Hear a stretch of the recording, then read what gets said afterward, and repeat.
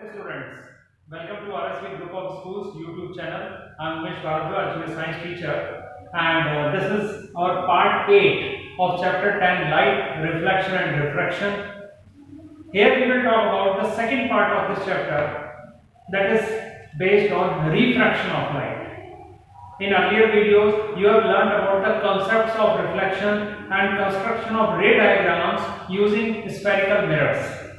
Here we will talk about refraction in detail. First of all, what is meant by refraction of light?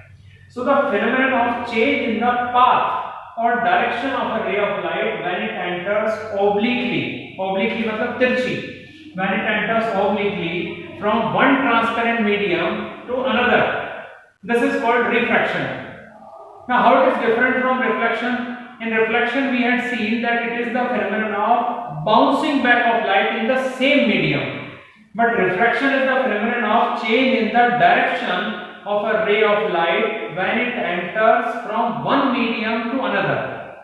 So here the light is changing its medium, but in reflection the light remains in the same medium. This is the important point of difference between reflection and refraction.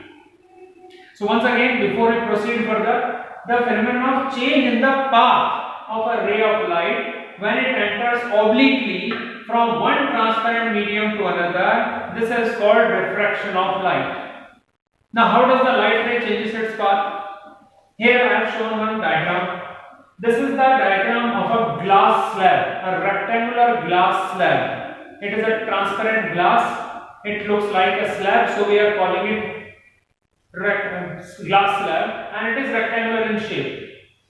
So here you can see the light ray which is entering from air to glass. This is air, and the light is entering from air to glass. So the light is changing its medium, and it's the interface. This AB is the interface of air and glass. Interface means a boundary separating a pair of media.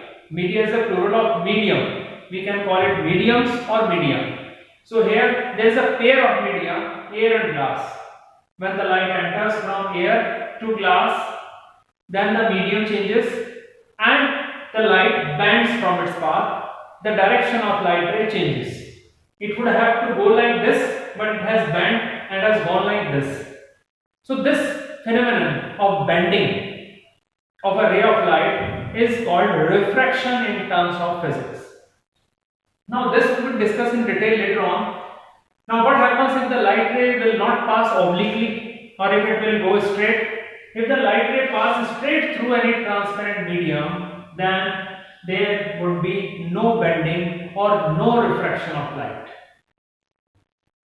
Now where do we see the effects of refraction in our day-to-day life? What are the examples of refraction? So here we have some common examples of refraction from our day-to-day life.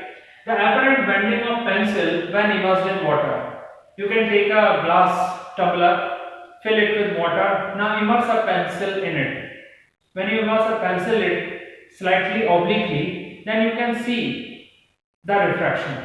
You can see the pencil appears to be bent. The pencil has not actually bent, but it appears to be bent. This apparent bending of pencil is due to refraction of light which is taking place when the light changes its medium from water to air. You can perform this activity at your home and find out the refraction. Lemon. Similarly, lemon appears bigger when seen from the sides of a glass tumbler filled with water. You can put one or two lemons in a glass tumbler, fill it with water. Now look at the sides. Now when you look at the sides, you find the size of these lemons bigger than the normal size. Has they actually grown up? No, it has due to refraction of light. The refraction produces illusion before us. Coin, similarly, one more activity or experiment is there. Coin kept in a shallow trough filled with water appears to be raised. If you keep a coin in a shallow, means kam ghera, a vessel, then the coin appears to be raised. थोड़ा उठा हुआ दिखाई देगा ऊपर from its actual position. The same thing we can also observe in a bucket filled with water. when you see the bottom of the bucket filled with water, that bucket bottom appears to be raised. That is, the apparent bottom is seen. The apparent bottom of the bucket is somewhat higher in position than its real bottom. The same thing happens with us in the swimming pools. If you see the depth of the swimming pool, the depth that you are seeing from the water is the apparent depth. The actual depth is more than the apparent depth. So these all are the effects. One more thing, when we gaze at the stars, we find that the stars sometimes appear bright, sometimes dim. Do you know that this bright dimming effect of the stars is called twinkling, which happens due to refraction of light that comes from the stars to our eyes after crossing atmospheric layers of varying densities. So actually, what is the cause of refraction that we have to understand now? What is the cause of refraction? The cause of refraction is the change in the speed of light. It is a change in the speed of light when it passes from one transparent medium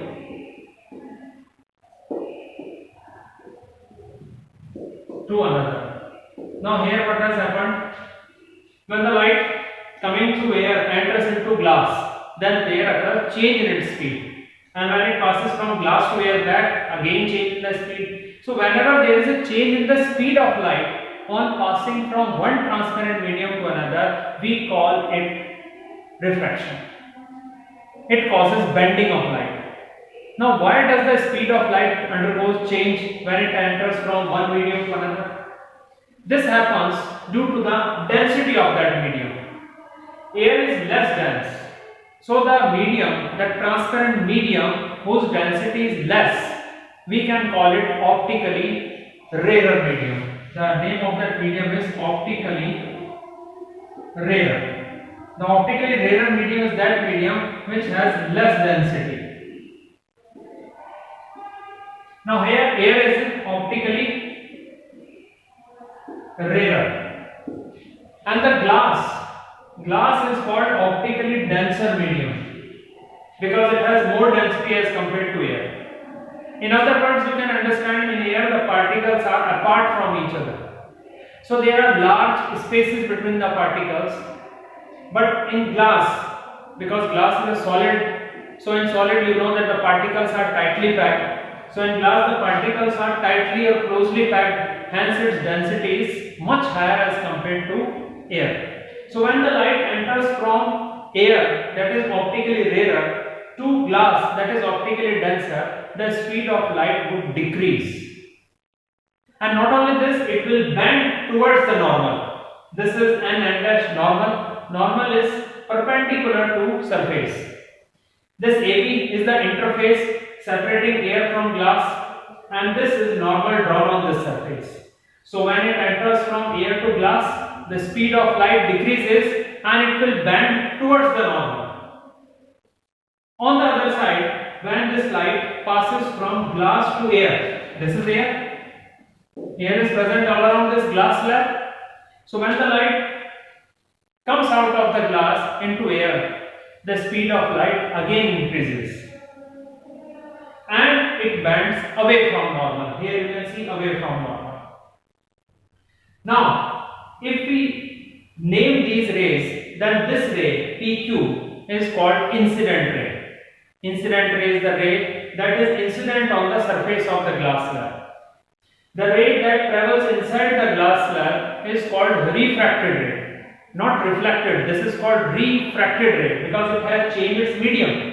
Now we don't use the term reflection. Reflection is over. Now refraction. So this is called refracted ray. And when it comes out of the glass slab, this is called emergent ray. So what these rays are? PQ is called incident ray, and this has made an angle PQN. That angle PQN is called angle of incidence. Now we have this ray that is called refracted ray, QR. QR is called refracted ray, and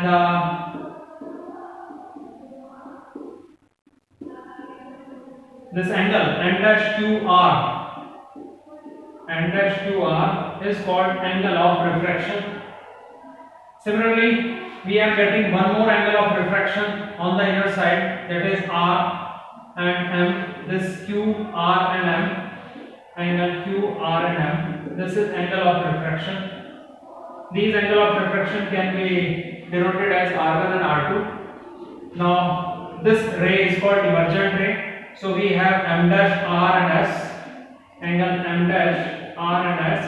This is called angle of emergence.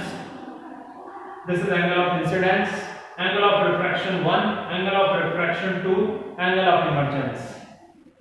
Now, how these angles are related to each other? So there is one important relationship. Angle I in this case is equal to angle E, and angle R1 is equal to angle R2, because these two are alternate angles. Here you can see Z-like figure is making out. So these two are alternate angles, hence angle R1 is equal to angle R2, and angle of incidence is always equal to the angle of emergence. When these two angles will be equal, then if you reproduce this ray, this dotted line PQ extension, suppose T. So till T that I have drawn this line dotted, this is the original path of incident ray. If it would not have suffered refraction, this would have been the original path of incident ray. मतलब अगर refraction नहीं होता, glass slab नहीं आती, तो this light ray would have passed like this, and these two are parallel to each other. These two are parallel to each other. That is, the original path of incident ray and the emergent ray are parallel to each other. And if we take the perpendicular distance between these two, then this perpendicular distance x is called lateral shift.